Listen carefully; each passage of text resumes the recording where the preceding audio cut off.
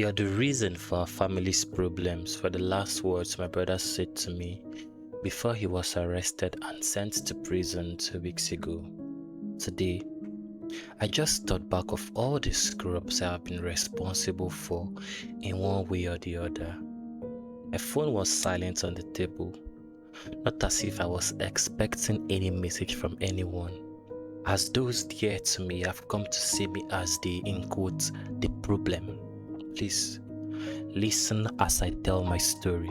I am Lisa by name, a 28 years old confused lady and a walking mistake. When I was 23, around April that year, I watched life leave my dad due to a heart attack as I had pranked him a couple of seconds ago on April Fool's Day, a custom we had gone back and forth with for almost every other year. Till date, I sometimes believe my mom blames me for this, despite the doctor saying my prank had little to do with this, as his family has a history of heart attacks. It still feels like a dream. One moment my dad was with us cracking jokes and talking about us saving for my wedding, and the next we were visiting his corpse at a mortuary. Life has a way of turning things around. My younger and only brother James dealt with it by hiding in his video games and shut us out for a while. My mother aged so fast before my eyes, and I can't bear to look at her knowing she probably will never forgive me. It got even worse financially, as dad was the main pillar of the family. I had to push myself to the limit.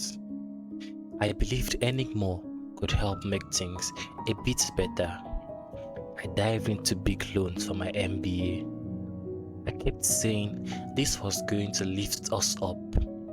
I kept whispering to myself, this education will pay for the whole family. My mother just told me she wishes me the best. I probably would have wanted more support from her, but that was all she gave, and I guess that will do. Fast forward to 2 years later, I met and got engaged to a guy called Ray. Ray seemed like a good guy, a tech guy precisely. But the first time in what seemed like forever, I smiled again. My mother also seemed to like the idea of having a sophisticated man at home, especially someone to guide my not-so-young brother.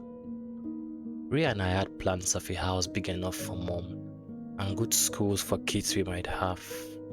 Families met, invitations went out. I spent weeks picking the perfect cards and gowns, and life started making sense. But then, an underlying problem kept popping up. He didn't like my ideas about starting a business. I wanted to keep my own money separate. Fights got bigger and bigger until one night I sat on the floor of my old bedroom crying my eyes out. I called the whole wedding off. The cancellations were so embarrassing. Relatives called. Some felt bad for me. Others talked behind my back saying I was too picky or wasting everyone's time. Mom stopped answering the phone for weeks. Neighbors asked weird questions at the town's supermarket. I watched my mom's hair go grayer and her shoulders slumped some more. It felt like I had repeated the events of April 1st from years back all over again. I was convinced this was right to do, as I was faced with two options: spend the rest of my life with this awesome man in quotes, while regretting and risking the possibility of ending like my mother, or breaking it up with him and risk the possibility of hurting my mother and by extension my brother again. Well, in my selfishness, as my cousins like to put it, I picked the latter. After that, I buried myself in my marketing job, paying off some loans while new ones kept coming. Things got worse when mom's diabetes got really bad.